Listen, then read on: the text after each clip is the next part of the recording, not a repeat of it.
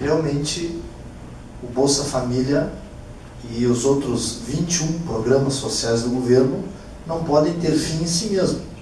Esse foi o grande questionamento ao longo dos 21 anos de vida pública que eu tive. E graças a Deus, como secretário, eu pude fazer, nesse ano, a maior qualificação da história do Bolsa Família no Rio Grande do Sul. Então isso me dá um certo conforto. Então, primeiro, é importante que a gente deixe claro assim, o Bolsa Família, ele serve para estruturar minimamente a cidadania das pessoas, mas elas não podem ficar presas a isso, não pode terminar ali. Eu sempre questionei qual é o próximo passo. O próximo passo é a qualificação, que é a educação. Agora, hoje a educação, não dá para pedir para o Bolsa Família terminar o primeiro e o segundo grau. Ele não vai passar, uma pessoa que vem da extrema pobreza, ela não vai passar 11 anos fazendo uma escola que, em via de regra, não vai dar comida para ela. Agora, se ele fizer primeiro um curso profissionalizando 90 dias, ganhar um emprego de 1.500, bom, ele pode fazer um EJA. E aí depois pode fazer um curso já de médio prazo, técnico, depois um tecnológico. Então, para mim, a saída para o Bolsa, a porta de saída do Bolsa Família é a qualificação profissional. Ensinar a pescar. Ensinar a pescar, a qualificação profissional, que é a grande defasagem do Brasil nas últimas décadas. No Brasil se criou a ideia que para dar certo tem que ser doutor. Bom, na Dinamarca não é assim, na Finlândia não é assim, nos países mais desenvolvidos do mundo não é assim. Eu quero ser marceneiro porque meu pai e meu avô eram marceneiros e sustentaram toda a minha família assim.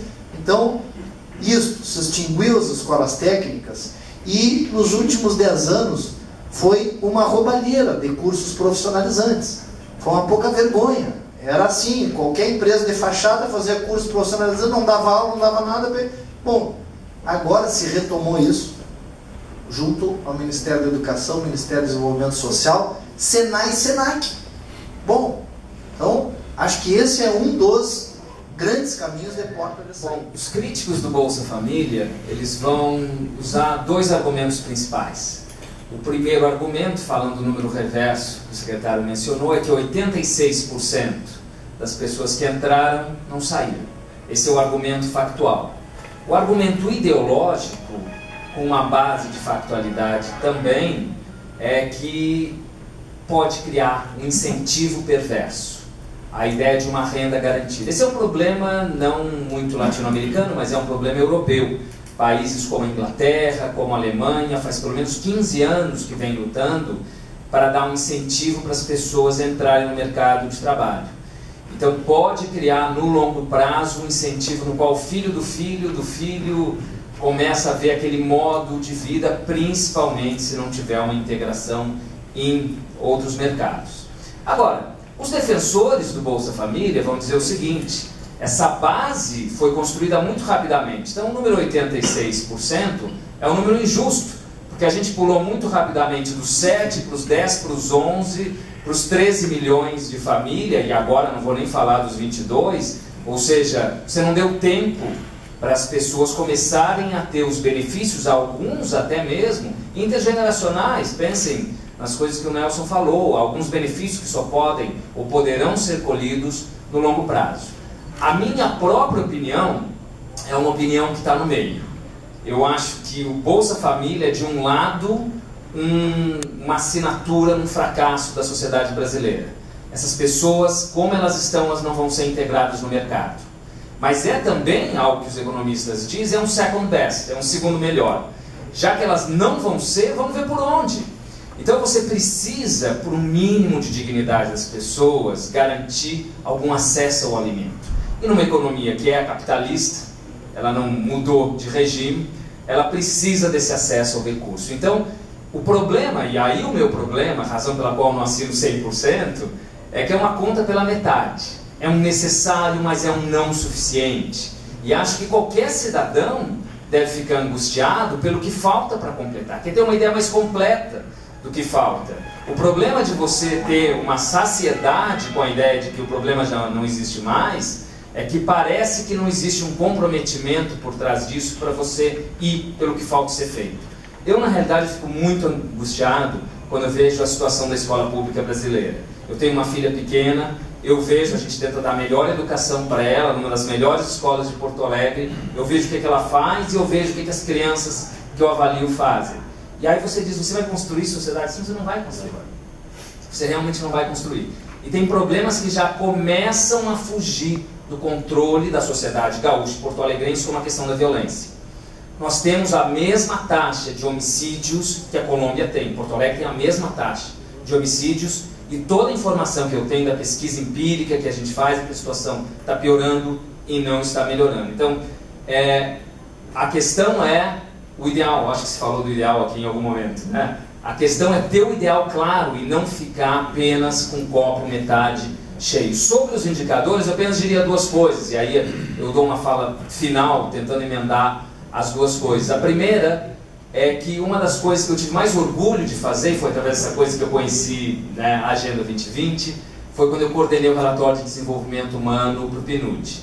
E nesse relatório nós fizemos algo que nenhum relatório do mundo fez.